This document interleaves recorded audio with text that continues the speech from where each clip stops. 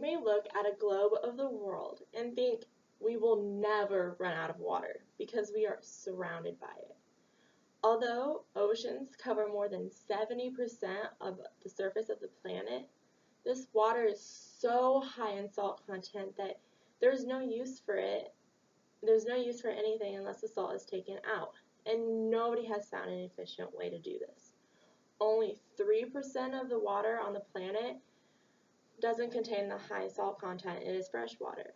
The groundwater levels have declined in some areas in the state due to numerous amounts of wells being in operation in 2007, as stated by the University of Nebraska and Lincoln agricultural staff. Because of this, farms should be required to have regulated water meters on their fields. Many farmers have water meters, but just so the state can monitor the usage of their water. The Kansas Department of Agriculture says that they haven't put any regulations on them yet. Water meters should have regulations in order to conserve water, cut back on money spent, and also for equality among farmers. By obtaining water meters, the state will be able to help the farmers conserve water. This is important in order for us to limit our water usage, in order to help save water for our future generations. By having state-regulated water meters, it will be easier to detect if there are any leaks in your watering system, as stated by SAI platform. Farmers will be able to notice these leaks by recording their usage regularly. If they realize there are leaks in their system, they will be able to get them fixed and in return they will use less water. Also, if water meters that are already on the fields were state regulated, farmers wouldn't overuse water. Because there is no limit on how much water farmers use, they are allowed how much water they want, or how much they think they need, when really they could be just fine with using less. Not only do water meters help people conserve water, but also it allows people to cut down on how much money they spend and increases how much they receive, according to micrometer. If some of the farmers' irrigation equipment has leaks in it, they can catch it quickly.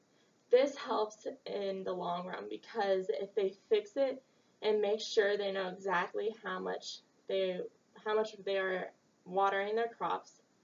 If there are leaks in the systems, farmers may be overwatering their crops, which leads to not as great of a quality of a crop. Also, since regulated water meters would cut down on the water usage, it would also help lower how much energy you use, which helps lower your bill. Since you use less water, your irrigation equipment will be on for a shorter period of time. By mixing regulated water meters and drip irrigation, which I spoke about in my last speech, farmers would be saving water, not only lots of water, but also money out of their own pockets for energy expenses. Another major benefit of state-regulated water meters is the equality between farmers. This is important so all farmers use the same amount of water. There won't be anyone who uses a ton of water than someone else who hardly even uses their water. This will help with keeping the groundwater levels up for the future farmers as well. Since with regulated water meters, you have a certain amount of water to use, farmers who go over the limit will have to pay a penalty, which will help make sure that farmers stay under the usage limit. As you can see, having the state regulate the water meters would be very beneficial step to helping the environment. The benefits that come out of this are water conservation, as stated by the Nebraska Agriculture Water Management.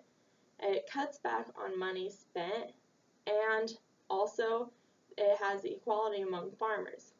Just remember that groundwater levels are dropping, and at this point, we haven't found a way to utilize the water surrounding us in the oceans because of the high salt content.